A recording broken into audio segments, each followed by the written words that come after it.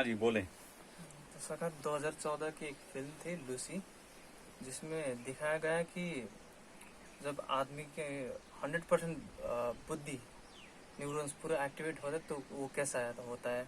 1% 100% किया गया।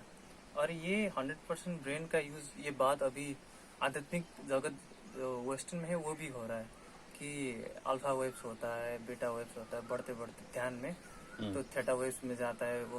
वो दिमाग की जो छुपी हुई पोटेंशियल है वो बाहर आती। तो इसमें क्या है, ये लूसी का थ्योरी, ये दिमाग की बुद्धि की। देखो, दिमाग की जो लूसी फिल्म की बात कर रहे हो, तो लूसी फिल्म मैंने भी देखी है।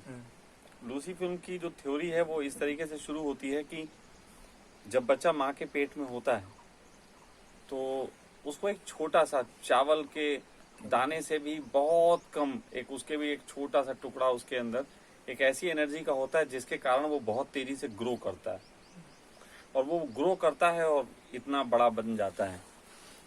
तो वही केमिकल उस फिल्म में दिखाया है कि एक लेडी को कुछ तरीके से ज्यादा पहुंच जाता है, वो एक आध किलो के आसपास उसको वो पहुंच जाता है, और उससे उसके अंदर चेंजेस होने शुरू होते हैं। देखो, ये तो पक्का है कि हम सब भी जानते हैं और मेडिकल साइंस भी जानती है कि हमारे दिमाग को यूज करने के लिए कुछ तरीके के केमिकल्स की जरूरत तो पड़ती है। तो हम उनको कितना यूज कर पाते हैं, कितना उस दिशा में दे पाते हैं। जैसे आध्यात्मिक जगत की बात आती है तो आध्यात्मिक जगत भी एक चीज कहता है कि जो आदमी जितना ज्यादा शांत होगा, अपनी ऊर्जा को जितना ज्यादा वो संभालेगा, उतना ही ज्यादा वो अपने ब्रेन का विकास करेगा, जितना भी वो संभालेगा। तो उसी तरीके से बुद्धि के विकास के ऊपर बात आती है। दुनिया में बहुत से साइंटिस्ट हुए, साइंटिस्ट बहुत ज्यादा चीजों में अपनी एनर्जी इन्वॉल्व नहीं करते हैं, वो एक ही दिशा में अपनी एनर्जी को इन्वॉल्व करते हैं, बाकी बहुत संसार में उलझे हुए नहीं। तो जैसे अल्बर्ट आइंस्टीन के लिए कहा जाता था कि शायद उसका 8% दिमाग उसका यूज हुआ, उसके बाद उसका यूज नहीं हो पाया। दुनिया का सबसे ज्यादा यूज दिमाग उसका माना जाता है, ऐसी एक थ्योरी पैदा की गई। तो मेरा मानना है कि जैसे कि एक छोटी सी, मैंने कहा ना कि एक माचिस ले लें, हम माचिस की तीली जलाएं, तो उस तीली जलाने में कई बार हम जलाते हैं वो आगे की जल के रह जाती है। तो जितनी माचिस जलती है उतनी ऊर्जा पैदा होती है। तो यदि हमें 100% यूज करनी है तो हमें 100% ऊर्जा बर्न करनी पड़ेगी। लेकिन आप जीवित हैं, आप भोजन भी खाते हैं, आपको नींद भी चाहिए, आपको और भी चीज जरूरत है, और इन सब के लिए आपको बॉडी की भी जरूरत है। तो बॉडी जब भी चलेगी तो बहुत बड़ी संख्या में एनर्जी बॉडी के अंदर ही खर्च होती है। आंखों से बोलते हैं 90% ऊर्जा खर्च हो जाती है हमारी। तो ऐसी कंडीशन में हम जब तक शरीर में हैं, हम बुद्धि का बहुत ज्यादा उपयोग नहीं कर सकते। ऐसा भी ये माना जाता है कि बहुत से एलियंस के संबंध में जैसी जानकारी आती है कि एलियंस के ब्रेन बहुत डेवलप होते हैं, तो ये भी जानकारी आती है कि जैसे जैसे इंसान का ब्रेन डेवलप होगा ज्यादा, वैसे वैसे उसका शरीर छोटा होने लग जाएगा। और उसी थ्योरी के तहत एक इस फिल्म में भी बात है कि आखिर में दिखाया कि जब वो 100% यूज करती है तो उसकी बॉडी डिस्ट्रॉय हो जाती है।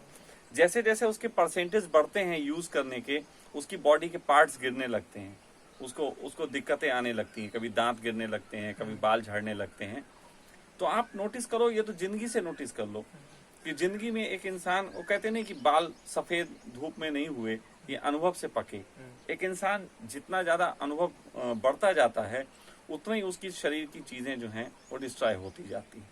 हाँ, उनमें से बहुत से लोग ऐसे भी हैं जो दिमाग की तरफ अपनी ऊर्जा नहीं लगाते, लेकिन फिर भी शरीर नष्ट होता है, क्योंकि शरीर में ऊर्जा तो खर्च हो ही रही है। तो मेन चीज होती फोकस किस तरफ है। अब क्योंकि वो केमिकल्स के माध्यम से दिखाया गया, तो केमिकल्स के माध्यम से हम समझ सकते हैं कि केमिकल्स एक फोर्स से फोकस देता है माइंड की तरफ। जैसे विएग्रा होती है, विएग्रा फोर्स देती है हमें सेक्स की तरफ, तो हमारे सेक्स में गति बढ़ जाती है, उस ऊर्जा में, उसमें टाइमिंग और सब बढ़ जाती है। लेकिन वो भी करती क्या है, विएग्रा भी जब इंसान कोई लेता है तो वो एक तरीके की और तरफ की एनर्जी रोक के और सारी ऊर्जा जो है, वो खून का सारा रसाव जो है वो एक तरफ ब्लिंक की तरफ कर देती है, इसीलिए आदमी उसमें ज्यादा एक्टिव होता है। लेकिन विएग्रा स्त्रियों के लिए नहीं बनी, क्योंकि स्त्रियों को वैसी जरूरत नहीं।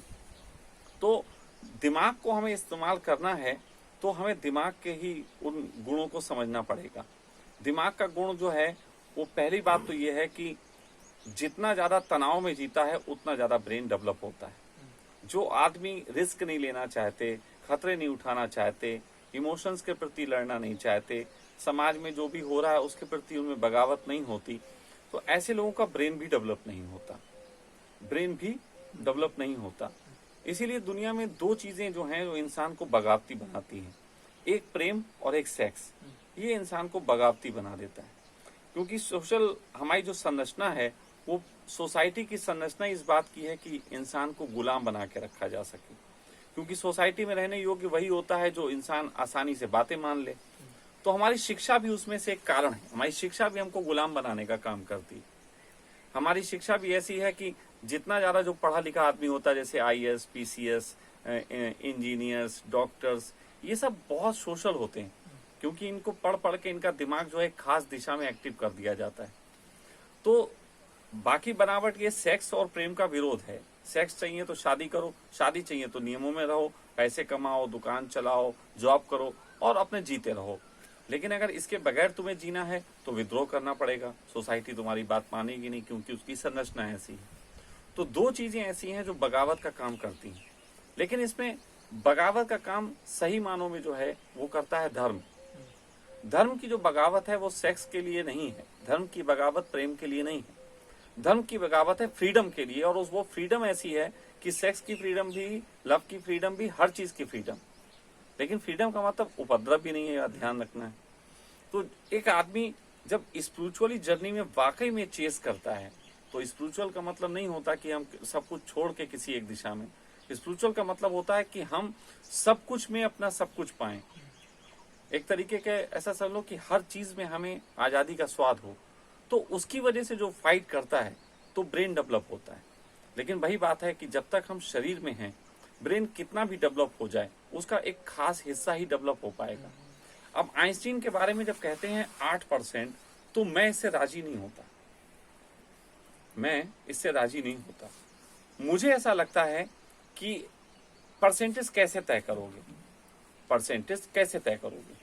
जैसे कि हमारे दिमाग के बारे में ये भी जानकारी है कि हमारे दिमाग का एक खास हिस्सा तार्किक होता है, एक खास हिस्सा जो है कलात्मक होता है, एक खास हिस्सा इमोशनल होता है। तो माइंड में अलग अलग हैं पार्ट जो अलग अलग तरीके से एक्टिव होते हैं। अब आइंस्टीन का जो एक्टिव हुआ वो हुआ साइंटिस्ट वाला दिमाग।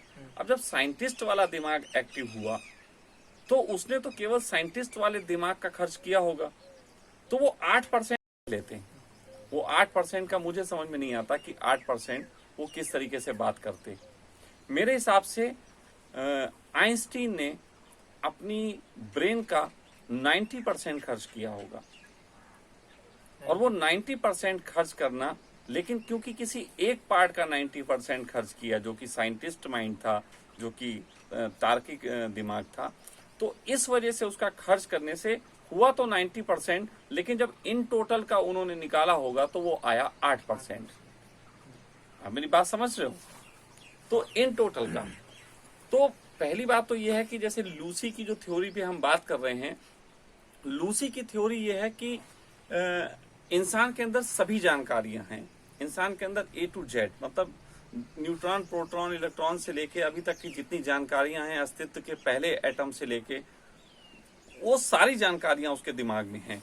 और उस इंफॉर्मेशन के बीच में केवल ऐसा नहीं है, ये बात समझ लेना कि कोई साइंटिस्ट खोज करता है। अब कोई साइंटिस्ट ने खोज की तो एक अद्भुत खोज कर लेता है, जैसे कि टीवी की खोज कर ली, मोबाइल की खोज कर ली, ये कैसे हो गई? तो निश्चित ही हमारे जो अभी का दिमाग है हमारे इंसानों का, इसमें बहुत सारी इंफॉर्मेशंस ऐसी भी हैं जिसकी हमें बाहर जगत में नॉलेज नहीं है, जिसके बारे में मैं कहता हूं कि हमारी पृथ्वी, जितना हमें विज्ञान समझा जाता है, विज्ञान इससे कहीं ज्यादा उच्च रह चुका है पहले, है ना। लेकिन इस चीज को लोग थोड़ा मानने को राजी नहीं होंगे, तो इसके लिए मैंने और विषयों पे बोला है। लेकिन फिलहाल बहुत उच्च दिमाग रह चुका है, और वो जानकारियां कहीं ना कहीं हमारे किताबों से तो गायब हैं, लेकिन हमारे जीन कोड के पास अवेलेबल हैं।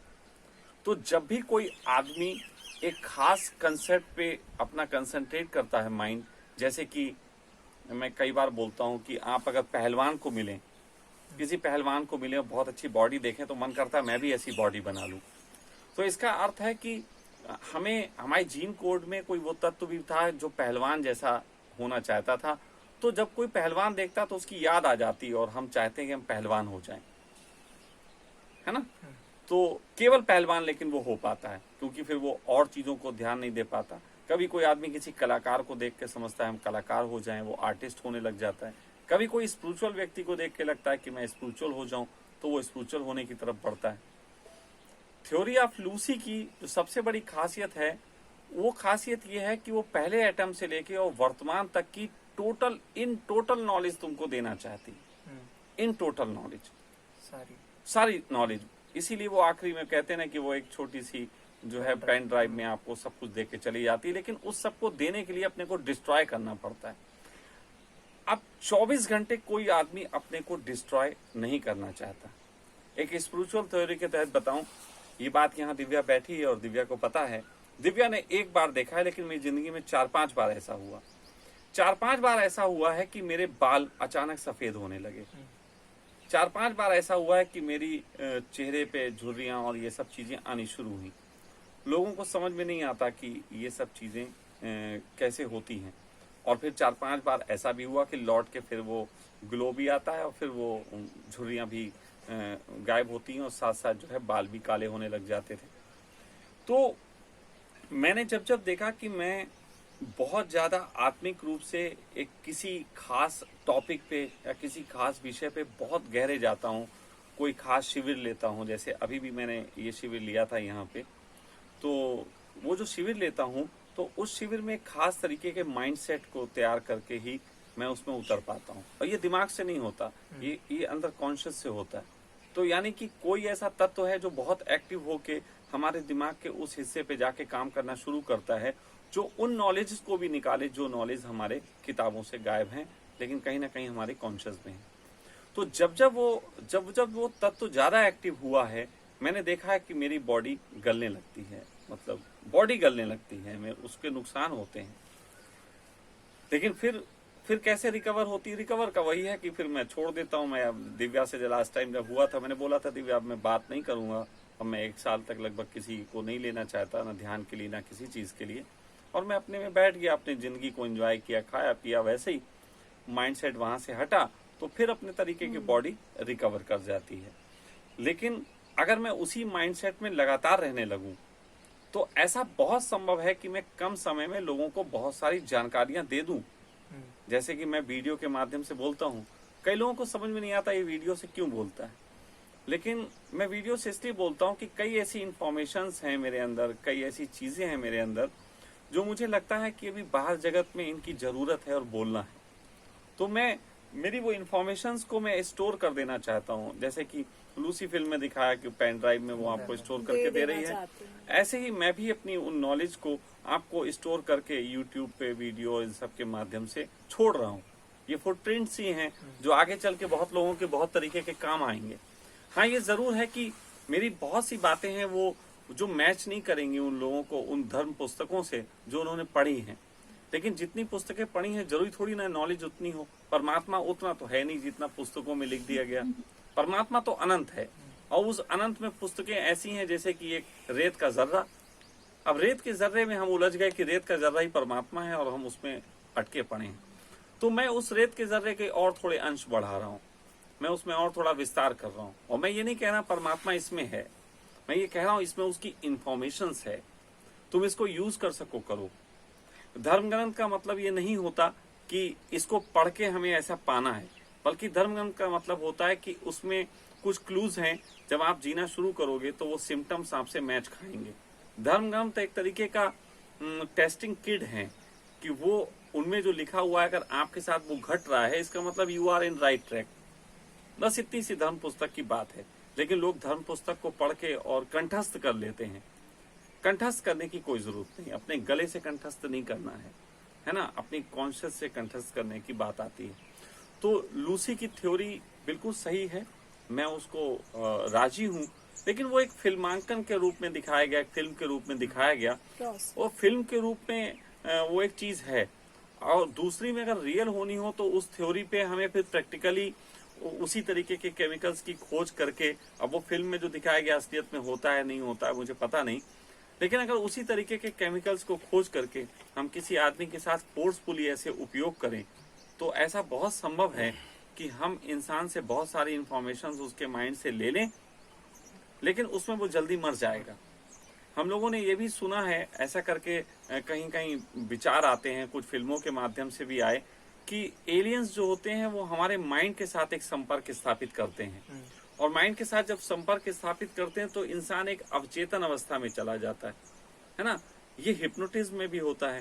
हिप्नोटिज्म में आदमी एक अवचेतन की अवस्था में चला जाता है, तो उस समय उसकी बॉडी जो है पूरे तरीके से निष्क्रिय होती है, उसकी बॉडी निष्क्रिय होती है। उसकी बॉडी के जितने भी केमिकल्स हो रहे होते हैं वो अपनी बॉडी पे काम नहीं करते हैं, बल्कि उन सारे केमिकल्स को स्लीपिंग मूड में ले जाके एक कोई खास केमिकल होता है जो माइंड एक्टिवेट कर दे, और जब वो एक्टिवेट कर देता है तभी कोई आदमी अपने अचेतन मन में जाके उन बातों के जवाब दे सकता है जिन बातों को असलियत में हुआ तो था उसके जीवन में, लेकिन उसके इस दिमाग को, चेतन मन को याद नहीं। तो अवचेतन मन में किसी के जाने के लिए हिप्नोटिज्म का जो प्रयोग किया जाता है, तो वो हिप्नोटिज्म का प्रयोग भी उसी प्रकार के केमिकल को एक्टिव करके ही होता है। और हिप्नोटिज्म में आदमी जितनी जानकारियां दे सकता है उतनी वो जीवित रहते कभी नहीं दे सकता। मतलब उसके बोलने में भी वो इंफॉर्मेशंस मिसिंग होंगी, लेकिन हिप्नोटिज्म में वो इंफॉर्मेशंस की बहुत गहराइयां हैं और वो दिया जाता है। तो ये जो थ्योरी है, जो थ्योरी ऑफ लूसी जिसको हम बोल सकते हैं, तो थ्योरी ऑफ लूसी जो है वो एक तरीके से बिल्कुल पॉसिबल है, मेरे हिसाब से बिल्कुल इसमें पॉसिबल है। जब मैंने कृष्णा की 1-2 हफ्ते पहले एक सुना कि उसका उनके उम्र मृत्यु के वक्त 126 या 116 था, तब मैं थोड़ा शॉक हुआ कि मतलब इतने, आपने भी कहा कि इतने डिफरेंट आयो में जिया हुआ इंसान कैसे इतना लंबा जी पाया। नहीं, डिफरेंट आयामों में जीने से प्रॉब्लम नहीं है। देखो आप बात समझो, जैसे कि मेरे पास जैसे लोग आते हैं, बहुत से लोग मुझसे आकर्षित होते हैं। कोई वैज्ञानिक आता है मुझसे बात करता है तो वो कहता है यार आप वैज्ञानिक बहुत गहराई तक बात कर देते हैं। तो कोई आता है डॉक्टर, मैं उस पे डॉक्टर पे बात कर लेता हूँ। कोई इंजीनियर आता है उस पे बात कर लेता हूँ। कोई कलाकार आता है उस पे बात कर लेता हूँ। स्पिरिचुअल आता है उस पे बात कर लेता हूँ। तो वो लोग कहते हैं मुझसे कि कहते हैं कि आप जो है यार इतनी नॉलेज रखते हो, है ना। तो मैं कहता हूँ गलत बात है, मैं बिल्कुल नॉलेज नहीं रखता, मैं बिल्कुल जीरो नॉलेज रखता हूँ, जीरो। लेकिन बस मेरे पास एक छोटी सी कला है कि जिस समय जिस तरीके का विचार आता है, सामने जिस तरीके की क्वेश्चंस होते हैं, सामने जिस तरीके का व्यक्ति होता है, सामने जिस तरीके की परिस्थिति होती है, मेरा माइंड कौन सा हिस्सा उस परिस्थिति में अच्छे ढंग से करे, मैं सिर्फ इतनी कला सीख गया हूं कि दिमाग के उस हिस्से को मेरे एक्टिव हो जाना पड़ता है, और जब वो हिस्सा एक्टिव होता है तो मैं उस चीज को बहुत अच्छे से जी लेता हूँ। जैसे अभी आप मुझसे यहाँ तर्क कर रहे हैं, मैं तर्क में उस वैज्ञानिक सोच को लेके आऊंगा और आपसे वैज्ञानिक सोच से बात करूंगा। लेकिन थोड़ी देर बाद मैं यहाँ से उठूंगा और एक जॉली मूड में होऊंगा और अपने जीवन को एंजॉय करूंगा, गप्पे मारूंगा, है ना। तो ये बिल्कुल ऐसे ही होता है जैसे कि कोई एक व्यक्ति अपने जीवन में कोई एक चुटकुला सुनाए। आप ग्रुप में बैठे हो 8-10 लोग, एक व्यक्ति एक चुटकुला सुनाए, तो जैसे ही वो एक चुटकुला सुनाता है दूसरे को अपना चुटकुला याद आने लगता है। फिर वो कहता है मुझे भी एक याद आया इससे रिलेटेड, फिर वो भी सुनाता, फिर चुटकुलेबाजी होने लगती। तुम एक किस्सा कहो तो दूसरा व्यक्ति भी अपना किस्सा सुनाता, फिर किस्सेबाजी होने लगती। तो होता क्या है कि सामने वाले की सिचुएशंस के हिसाब से हमारे माइंड की ऐसी प्रोग्रामिंग है कि वो वहां पे एक्टिव हो सकता। तो ज्यादातर लोग जब धार्मिक होते हैं तो वो इसलिए धार्मिक होते हैं कि सब चीजों से हट के किसी एक विषय पे पीएचडी करने के लिए निकल देते हैं। जैसे कि मैं कहता हूं आइंस्टीन ने किसी एक विषय पे ही अपने दिमाग को 90% खर्च कर लिया, लेकिन कृष्ण ने कहीं खर्च नहीं किया। कृष्ण ने और मुझ में मैं खर्च ही नहीं करता हूं। मेरा ये कि आया वो आला, फिर उससे बात, फिर इस पे मैं पीएचडी नहीं करे हूं। मैं मेरे विषय पे लोगों को क्या दिक्कत होती है। मुझसे बहुत लोग जो गालियां देते हैं, वो गालियां क्यों देते हैं, वो कहते हैं ये बात कर रहा, लफाजी कर रहा। नहीं, लफाजी नहीं कर रहा हूं। मैं ये जानता हूं कि तुम्हारा माइंडसेट है, तुम्हारे माइंडसेट को गणनाओं की आदत है। अगर मैं तुम्हें ऐसे बोलूं, कृष्ण 2500 संवत पूर्व ये इस वक्त की ग्रह नक्षत्रों की स्थितियों में पैदा हुए, उसके बाद कृष्ण के जीवन काल में उनके पिता एक ऐसे ऐसे इंसान को लाए, मतलब ये पूरा डिट्टो। तो इसमें से बहुत सी चीज ऑलरेडी तुम्हारे माइंड के पास इंफॉर्मेशन है और कैलकुलेशन की तुम्हें आदत है। जब मैं उन दोनों चीजों को मिक्स करके तुम्हें बोलूंगा, तुम कहोगे दिस इज राइट, ये पर्सन बिल्कुल सटीक बोला। लेकिन मुझे तुम्हारे सटीक समझने से ज्यादा अपने जीवन को सटीक जीने का ज्यादा है, इसलिए मैं टूटी फूटी भाषा में अपनी बात कहता हूँ। जिनको समझ जाना है वो समझ जाएंगे, जिनको नहीं समझना है वो किताबें चाट के भी तो अभी तक नहीं समझे। तो इसलिए मेरे बोलने का ढंग जो है वो एक तरीके का इतिहास वाला ढंग नहीं, मेरा ढंग जो है वो एक तरीके से पुराण वाला ढंग है। क्योंकि हिस्ट्री लिखने के लिए हमें डेट्स की जरूरत पड़ती है, लेकिन पुराण, जिसकी पुरानी बात हिंदू धर्म में कही जाती है पुराण, तो पुराण का अर्थ होता है कि हम अपना सत्य कहेंगे, डेटेड कद्दू नहीं बताएंगे। हम ये कहेंगे ब्रह्मा जी ने इस तरीके से धरती का आरंभ किया, अब कौन सी डेट में किया अब नहीं बताएंगे। अब तो मानो ना मानो, तो मैं पुराण की भाषा में बात करता हूं। तो कृष्ण अपने जीवन काल में इसी तरीके से जिए कि वो इतने डायमेंशंस को जिए और मस्ती से जिए, इसीलिए लंबी उम्र गए। मैं भी लंबी उम्र जाऊंगा, मैं 125-26 तो नहीं कहता, लेकिन अच्छे खासे जाने वाला हूं, क्योंकि मैं एनर्जी को अननेसेसरी खर्च नहीं कर रहा। तुम्हारे महात्मा लोग अननेसेसरी खर्च कर रहे हैं। तुम्हारे महात्मा लोग जो योगी हैं वो योग कर करके ही अपनी एनर्जी को नष्ट करे पड़े हैं, जे जल्दी मरेंगे। मैं नहीं मरने वाला, मैं खर्च ही नहीं कर रहा। मुझे कोई लूसी थोड़ी ना होना, आखिर में हम पेन ड्राइव छोड़ के जाएं, है ना। मुझे तो जीवन जीना है, मैं अपना जीवन छोड़ के जाऊंगा। तो जो आदमी लूसी थ्योरी पे काम करेगा कि बहुत पीएचडी करेगा, वो आखिर में तुम्हें पेन ड्राइव थमा के जाएगा, और मैं अपना जीवन दर्शन देके जाऊंगा। I am spiritual. मैं बार बार कहता हूं कि my life is my message, मेरी जिंदगी मेरा संदेश है। देखो, क्योंकि कई बार ऐसे लोगों को लगता हो कि जिंदगी संदेश केवल बातों से है। बातों से नहीं है, बल्कि ये बातें जीने से आई हैं। अगर मैंने जिया ना होता तो ये बातें भी नहीं आती, क्योंकि इन बातों को आने के लिए या तो किताबें चाहिए या जिंदगी चाहिए। अब मेरी बातें तुम्हें किताबों से मैच नहीं करती हूँ, किताबें मैं पढ़ता भी नहीं, मैं बार बार कह चुका हूँ, और मेरे निकट वाले लोग जानते हैं इसे किताबों में ही रस नहीं है। तो किताबी नॉलेज नहीं है, मुझे लाइफ से नॉलेज है, या फिर मेरे पास वो कला है कि आप मेरे पास जो विचार रखते हो, मेरी बुद्धि की समझ और मेरे अतीत में जिए गए अनुभव और पूर्व जन्म के भी बहुत से अनुभव, उन सब चीजों का कारण बनते हैं कि मैं अपने माइंड की उन गहराइयों में जाके तुम्हें उन चीजों के उत्तर दे पाता हूं जो उत्तर सामान्यतः किताबों से विलुप्त हैं। बस इतना सा खेल है। तो कृष्ण 126 साल जिए, थोड़ा कम जिए। उन जैसा आदमी थोड़ा लंबा जीना चाहिए था, तब तो जरा हुक्का हुक्का भी नहीं पीते होंगे। लेकिन मेरे समय में थोड़ी सी और चीजें हैं, जरा एनवायरनमेंट भी खराब हो गया। हाँ, कोरोना जैसे चल गया तो मेरी उम्र और ज्यादा बढ़ सकती है ना। एनवायरनमेंट शुद्ध हो जाएगा तो उम्र थोड़ी और अच्छी हो जाएगी। लेकिन थ्योरी ऑफ लूसी के संबंध में जब बात चल रही, तो मैं यही कहूंगा कि जैसे कोई व्यक्ति एक विषय पे पीएचडी करके बाद में तुम्हें नॉलेज के रूप में किताब छोड़ता है, उसी तरीके से लूसी उस पेन ड्राइव में हजारों करोड़ों अरबों किताबें की नॉलेज छोड़ देती है। मैं तुम्हें किसी प्रकार की नॉलेज देने के मूड में हुई नहीं। मैं तुम्हें सिखा ही नहीं रहा कि मेरी इस नॉलेज का इस्तेमाल तुम फला फला जगह कर लेना, कि इन नॉलेजों का इस्तेमाल करके तुम अच्छे गुरु हो जाना, इन नॉलेजों का इस्तेमाल करके तुम अच्छे प्रेमी हो जाना। मैं सिखा ही नहीं रहा। मैं ये कह रहा हूं कि जिस प्रकार से मेरी लाइफ में इन सब चीजों की नॉलेज की जरूरत के बगैर मस्ती के साथ जी रहा हूं, ऐसे ही हर इंसान को एक पूरी प्रफुल्लता के साथ इस जीवन का एंजॉय करना चाहिए। नॉलेज की क्या जरूरत है? ये थोड़ी बहुत जो नॉलेज दे रहा हूं, ये तो एक इन्विटेशन है लोगों को कि भाई देखो, जितना तुम जानते हो उससे तो थोड़ा मैं ज्यादा जानता हूं। उसके बाद भी जितना तुम कॉम्प्लिकेटेड हो, मैं उससे ज्यादा ही सहज हूं। समझ रहे हो? तो एक जो कॉम्प्लिकेट हो जाना जीवन को खराब कर देता है, लेकिन एक सहज व्यक्ति जीवन को खराब नहीं करता, वो जीवन को जी के जाता है। हाँ, ये बात अलग है कि क्रांति के उस दौर में मुझसे बहुत लोग नाराज हुए हों, मेरे निकट बहुत तरीके की चीजें हुई हों, लेकिन आगे जैसे जैसे मैं बढ़ता जा रहा हूँ, वो पुराने सारे लोग, पुरानी सारी चीजें मेरे साथ जुड़ती चली जा रही हैं, और मुझे किसी तरीके की उसमें झंझट नहीं हो रही। सर, इसमें जो लूसी की थ्योरी है, इसको अभी सच्चा करने के लिए मैंने रिसर्च किया था। वेस्ट में एक प्रोजेक्ट चल रहा है, गति से चल रहा है। ये है कि इसको साइंटिस्ट, बड़े साइंटिस्ट कहते हैं 40 आवर्स ऑफ जेन।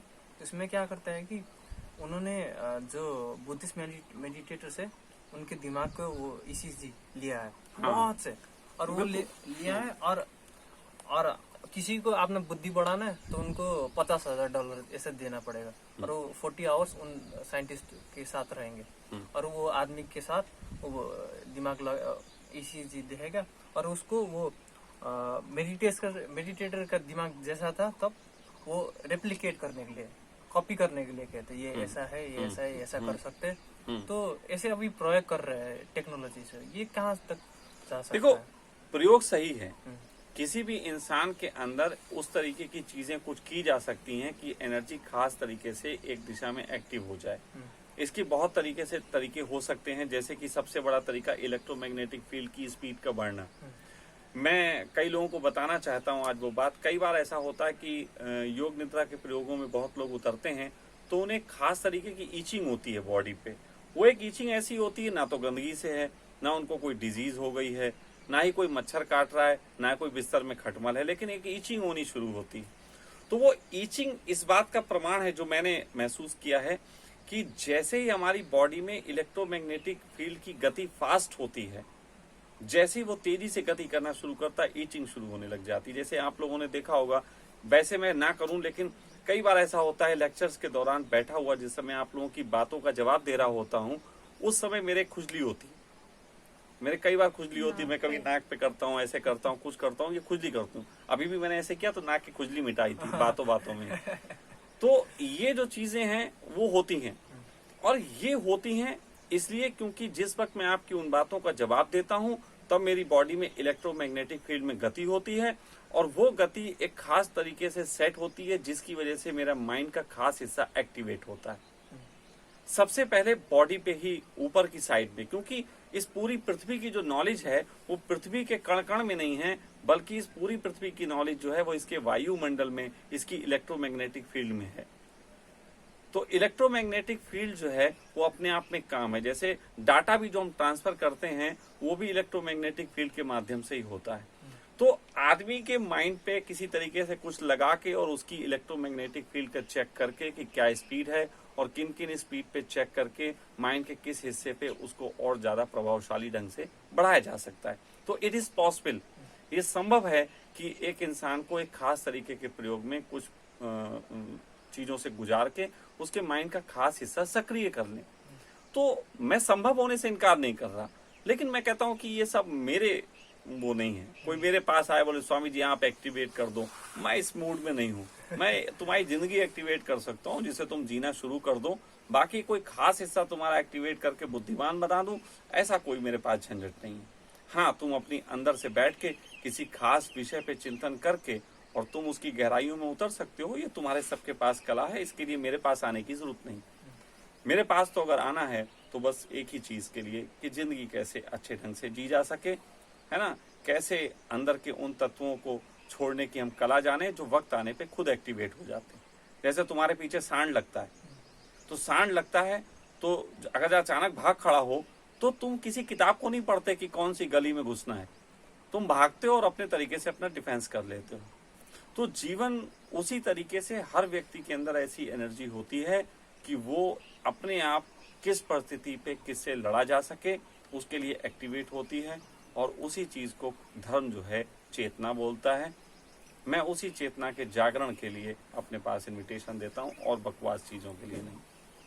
तो वो सब चीजें संभव है, मैं कह रहा हूँ, जिनको जाना हो वो लोग वहां भी जा सकते हैं, ऐसा हो सकता है, संभव है मेरे माइंड से। हाँ, किसी ने कर ली नहीं कर ली, मैं किसी का प्रमाण पत्र नहीं दे रहा, लेकिन ये हो सकता है, ये हो सकता है। अगर अभी भी कोई वैज्ञानिक मेरी बात सुनता हो, वो सोचे इस विषय पे काम करना है, तो वो मेरे पास आ सकता है, मेरी फीसिस दे, मेरे साथ रहे, और मैं उससे उस विषय पे बात करके कैसे कैसे वो रिसर्च पे जाए, उसी से बात करके सब निकाल लूंगा। क्योंकि माइंड के, दिमाग के उस हिस्से को एक्टिव करने के लिए मुझे सामने वाले का एक क्वेश्चन चाहिए होता है जिसपे मैं एक्टिव हूँ। जैसे अभी तुमने ये क्वेश्चन किया लूसी पे, तो मेरा माइंड लूसी पे एक्टिवेट है ना। अब ये तुम क्वेश्चन चेंज होगा तुम्हारा माइंड भी उस दिशा में चेंज हो जाएगा, वो दूसरे दिशा पे काम करने लगेगा। कला पे बात करोगे तो मैं कला पे बात करने लगूंगा, जिस पे बात करने कम आते हैं। सबसे ज्यादा मेरे पास लोग सेक्स पे बात करने आते हैं, तो मेरा माइंड भी सेक्स पे ज्यादा बात कर लेता है। तो दुनिया का सबसे बड़ा दमन लोगों का वहीं अटका पड़ा है। तो ये सारी चीजें फिलहाल होती हैं, तो इज इट पॉसिबल। सका देखिए, थोड़ा जोर बोल दे बेटा, नहीं तो ये लोग सुनेंगे। आप प्रश्न पता नहीं कौन सा, आंसर कौन सा। तो ये जो बुद्धि की विकास है धार्मिक रूप से, या अभी जो हो रहा है बिजनेस माइंड के बहुत हो रहा है, तो एक वर्ल्ड जगत के रूप में, मतलब जो पॉपुलेशन है वर्ल्ड, उसमें ज्यादा लोग में एक मतलब जिन कोड में ही एक परिवर्तन हो जाए कि सारे लोग का स्तर थोड़ा बढ़ जाए, उसके लिए क्या हो? हाँ, ये हो सकता है। ये हो सकता है इस तरीके से कि अगर हम जेनेटिक रूप से बच्चों पे काम करें, अगर जैसे कि लैब टेस्ट ट्यूब बेबी पे काम होता है, तो यदि हम ऐसा करें कि बच्चों के अंदर से उनके शारीरिक विकास पे जो एनर्जी खर्च होती है, अगर हम किसी तरीके से जीन कोड से उन तत्वों को निकाल लें जिससे शारीरिक विकास उनका थोड़ा हल्का पड़ जाए और एनर्जी कम से कम चाहिए हो शरीर के बढ़ने के लिए, तो उनकी बची हुई सारी एनर्जी दिमाग की तरफ भाग जाएगी और बहुत तेजी से काम होगा। लेकिन जब भी ऐसा जगत होगा जिसमें बुद्धिमान लोग ज्यादा हों, तो ये ध्यान रखना शारीरिक रूप से वो स्वस्थ नहीं होंगे, उनमें कुछ ना कुछ कमियां होंगी। जैसे आज शारीरिक स्वस्थ जैसे नजर आते हैं, बहुत साल पहले जब बुद्धि और कम थी तो शारीरिक और ज्यादा मजबूत थे। आज भी जैसे पहलवानों की बुद्धि कहते हैं वो होती नहीं है, लेकिन शरीर बहुत बड़ा होता है। तो बुद्धि का खेल वो एनर्जी का खेल है, जिस तरफ लगा लो। आप में दिमाग भी है, आप में शरीर भी है, शरीर पे लगाओगे शरीर पे जाएगी, दिमाग पे लगाओगे दिमाग पे जाएगी। एनर्जी अपना काम करती है, तो वो आपके ऊपर लगाने पे। और ये मत समझना शरीर पे लगाने का मतलब बहुत मोटे ताजे नहीं। कुछ लोग प्रश्न करने लगे, हमारे गुरुजी थे बहुत मोटे ताजे थे लेकिन फिर भी उनकी बुद्धि थी। मोटे ताजे से लेना देना नहीं है।